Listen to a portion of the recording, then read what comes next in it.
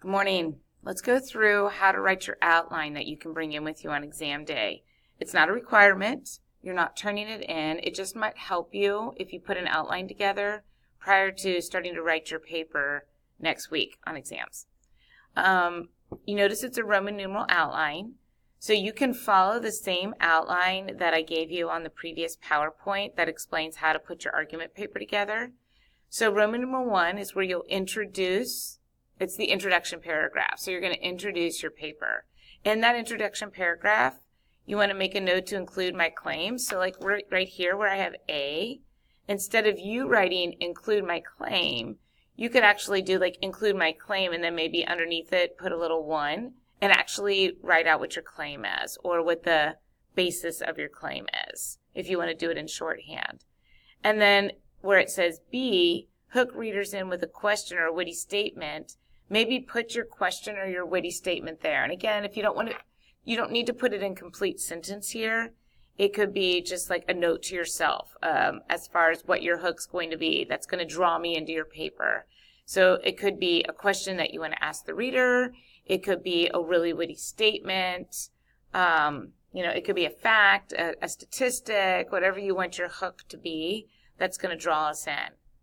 Then Roman numeral 2 will be your first evidence. And right here, I wrote, describe my first piece of evidence, but that could be where you're describing I'm going to describe this, or I'm going to talk about this, or my piece of evidence is going to come from the part in the play where Romeo was standing over the dead body of Mercutio, or whatever it is. And again, just put it in shorthand, keywords only. Underneath that, you could have your quote. I would definitely have your quote word for word. I would also include your parenthetical citation there. And then in 3, you can say, explain what the quote means in today's language. So, you can make yourself quick little notes there as to what you're going to say as far as what that quote means in modern language as opposed to reading it in Shakespearean language. And then you can go to Roman numeral 3. Whoops, let me slide down here. That's where you're going to write most of your paper. It's your backing, it's your warrant that explains how the quote supports your argument, how it supports your claim. So explain how it's supportive. Assume the readers don't get why that is good evidence, why that's a good quote choice. So make sure you explain why it's a good choice. And then also explain, in case the readers don't get why you're using that quote, explain how it backs your evidence. So assume the reader doesn't get why the evidence is good, and assume the reader doesn't get how the evidence is backing your claim. So you need to really explain how that quote, how that piece of evidence is backing your argument. In the counterclaim, write what the opposing viewpoint or person you're arguing with would say to the evidence you just shared. So it's almost like you're playing devil's advocate.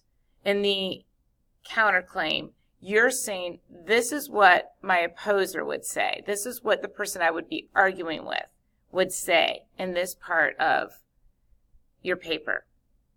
And be sure to back your counterclaim clearly with detail.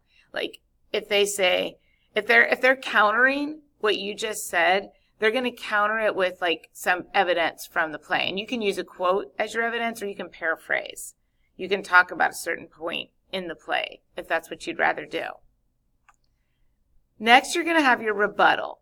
So your rebuttal to the counterclaim, you want to share your argument back to the counterclaim. So you're now opposing your opposer. You're now arguing back with the opposer, the person who just argued with you. And you're going to say why their counterclaim is inaccurate, why it's wrong, and then back that up with something from the play. Okay, so make sure you're explaining in the counterclaim how the opposer's argument falls short, how it doesn't work, how you disagree with it.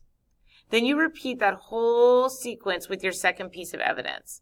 And if you have a third piece of evidence, you repeat it again. Most of you will only need 2 pieces of evidence. And then in your conclusion, make a solid statement defending your argument. Bring it home. Give the reader one last shot as to why they should agree with you. You can maybe even just sum it up. and say, now hopefully this is what you got out of my argument paper, and sum it up for them. And in this outline that you're going to take into the exam, instead of writing like show my evidence, you give yourself actual things that you're going to put in your paper in shorthand. So you're not writing the whole paper out here, but it's almost like keywords only.